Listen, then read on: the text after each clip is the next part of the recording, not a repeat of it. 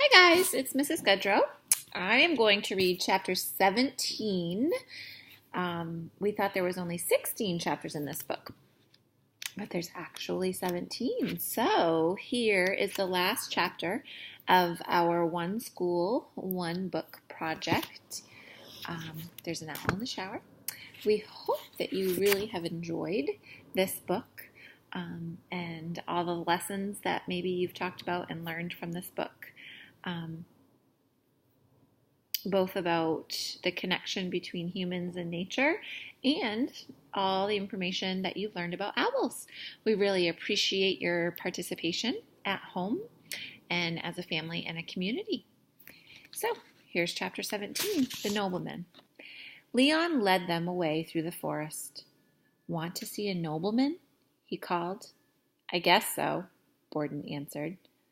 "I'd like to see it," Sally said, eager to do something before she cried. "What is it?" asked Borden. "A Douglas fir," Leon answered. "Oh," said Sally, surprised to hear the affectionate tone in his voice. "You're going to show us a big tree?" Leon put his arms around their shoulders and led the two spotted owlet lovers along the ridge and down a steep ravine. He took them down the slope past Barty's nest tree and dense rhododendron groves.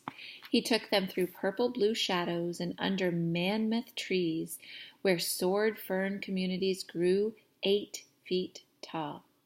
Near the bottom of the ravine, he pushed back a big leaf maple branch and, as if he had opened a door, showed his children a kingdom of ancient trees. One was as large as a prairie silo. An emerald variety of wild mosses and ferns grew over its roots and trunks. "Oh," said Sally softly, "it's not a nobleman, it's a king." "It has orange spray on it," said Borden. "Doesn't that mean it's going to be cut?" "My boss marked it several years ago. He told me to cut it." "But you didn't?" said Borden. "Did the judge's order save it?" Sally asked. "No," Leon said, patting the tree. "We clear-cut over there." He pointed to the empty mountainside. "When I saw this tree, I told my boss I couldn't cut it." "You couldn't?" Sally and Borden said in simultaneously delight with pride in their voices. "No," said Leon. "Look at it.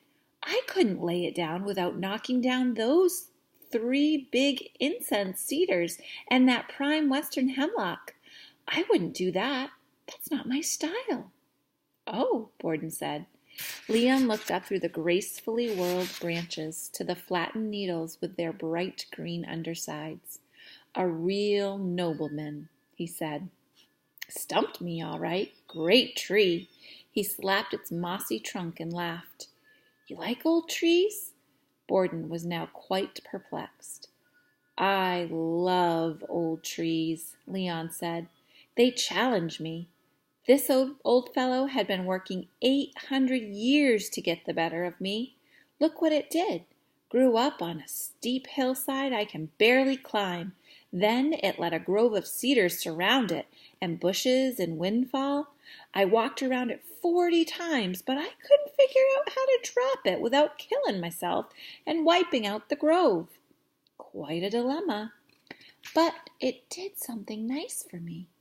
He walked into a space between 2 huge buttresses. "Here's where I ate my lunch out of the rain."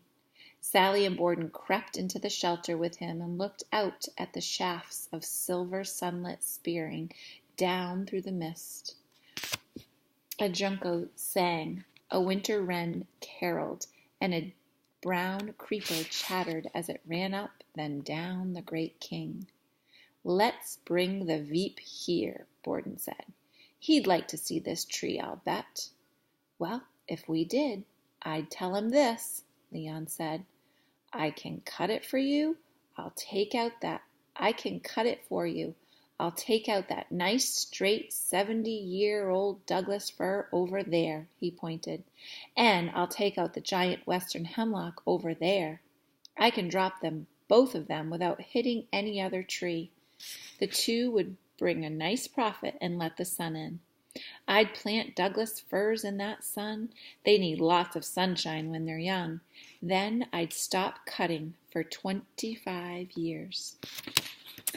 I'd leave the noblemen for campers and picnickers. This is a pretty place.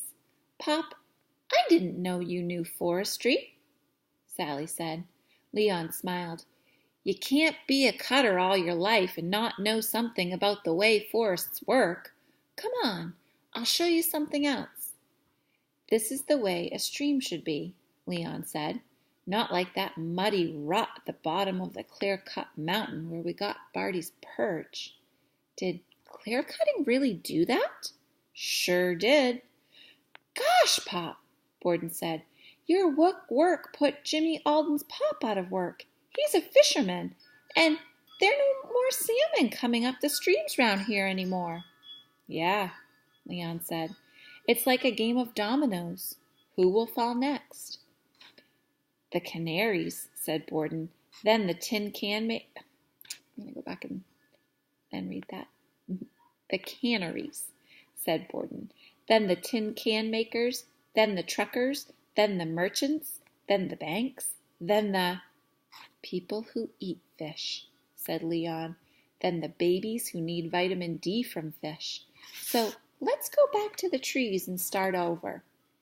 Borden waded into the icy stream and turned over a rock. He caught a crayfish, looked at it, and put it back. Sally found a frog. They climbed back to the garden in the summer twilight. Barty was gone. Oh, cried Sally, I miss him. Leon and Borden looked at the empty perch and hurried into the logging road. At the truck, Leon leaned down and picked up an owl's pellet. He looked up. Hi, Barty, he said. Sally ran across the road. There are two of them, she said, pointing to the shadowy owl shape a few feet from Barty.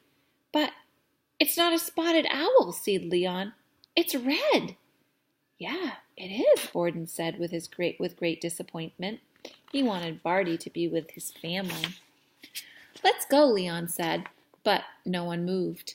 All three stood quietly watching their wonderful friend.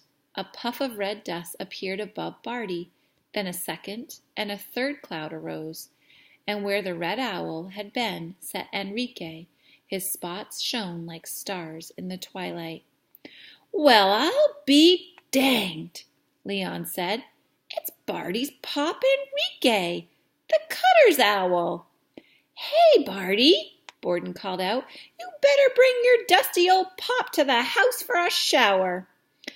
But there won't be any mice, Leon called to him. I've got a job. Starts Tuesday. The fish hatchery needs a good man this season. Borden and Sally stared at him. When that's done, who knows? Maybe I'll even see if I can get a job showing those environmentalists where to find the last fish and the last clean streams up here. And, he glanced at Barty, spotted owls. If they're going to save them, they better know where they are. He grinned. I can tell those environmentalists a lot about these forests and save them a lot of legwork. What about the judge? Borden asked. How can you go to work on Tuesday? That's the day of the hearing. Oh, that, said Leon. I mailed him a money order on the way up here, paid the fine. I've got better things to do than argue with a judge. Barty heard Pop's voice and flew to a low branch.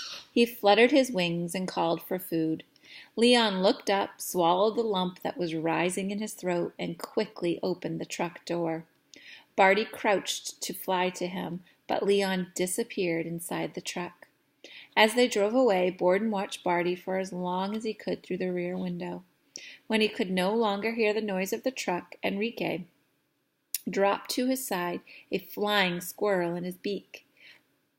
Barty went over to him. He stared intently at his father's face. It matched that face of long ago, when he was fed by his father instead of his mother. He had been very young then, and the round disc and those two caring eyes were permanently imprinted on his memory. He fluttered his wings, and his father fed him. Barty was home. Night came to the old-growth forest. Barty dozed. Enrique flew to the Douglas fir and called to his mate. He called again, then over and over and over. But no owl answered him.